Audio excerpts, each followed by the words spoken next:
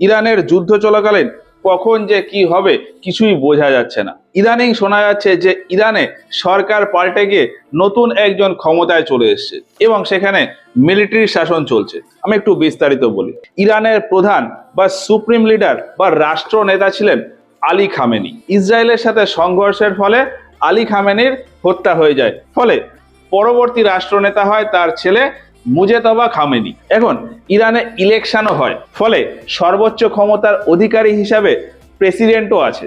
এছাড়াও ইরানে আরো একটা ডিপার্টমেন্ট বা অর্গানাইজেশন রয়েছে, আইআরজিসি, অর্থাৎ ইসলামিক রেভলিউশনারি গার্ড কর্পস।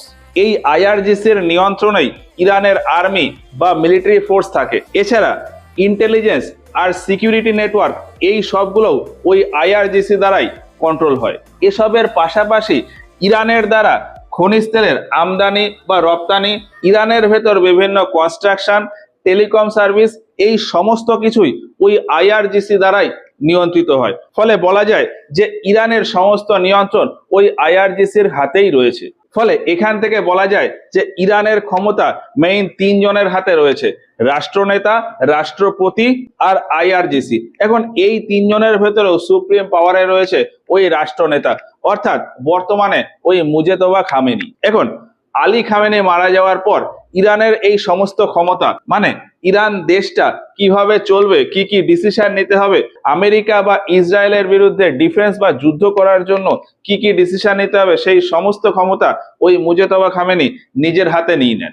এখন ইদানিং যেটা খবর শোনা যাচ্ছে যে ওই মুজতবা খামেনিকে সাইডে সরিয়ে দিয়ে ওই আইআরজিসি এই ক্ষমতায় এসে বসেছে, অর্থাৎ আইআরজিসি এখন থেকে সমস্ত ডিসিশন নেবে যে ইরান কেমন ভাবে চলবে বা আমেরিকা ইসরায়েলের সাথে লড়াই করার জন্য কেমন কি ডিসিশন নিতে হবে। এখন এখানে একটা প্রশ্ন উঠে আসে যে আইআরজিসি কেন মুজতবা খামেনিকে সরিয়ে দিয়ে ক্ষমতায় নিজে চলে এলো। তো এর পেছনে যে কারণগুলো আন্দাজ করা হচ্ছে সেগুলো হলো, আলী খামেনি খুব পপুলার একজন নেতা ছিলেন এবং তিনি বেশ অনেকটা সময় ধরেই ইরানের শাসক ছিলেন। কিন্তু এই মুজতবা খামেনি যেহেতু সদ্য ইরানের শাসনে এসছেন, ফলে লোকজনের সাথে তার হয়তো অত পপুলারিটি নেই।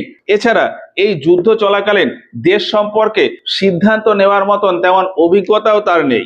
এছাড়া তার বাবাকে যেহেতু হত্যা করা হয়েছে, এই জন্য তিনি আবেগে পড়ে এই যুদ্ধ পরিস্থিতির মতন সময়ে বিভিন্ন ভুল সিদ্ধান্তও নিয়ে নিতে পারেন। হয়তো এই সমস্ত কারণেই ওই আইআরজিসি ইরানের মূল শাসনে চলে এসছে। আবার এরকমটাও হতে পারে যে পিছন থেকে আমেরিকা হয়তো কোনো কলকাঠি নাড়ছে এই আইআরজিসি কে দিয়ে। তো এই বিষয়ে তোমাদের কি মনে হয়, কমেন্টে জানিও।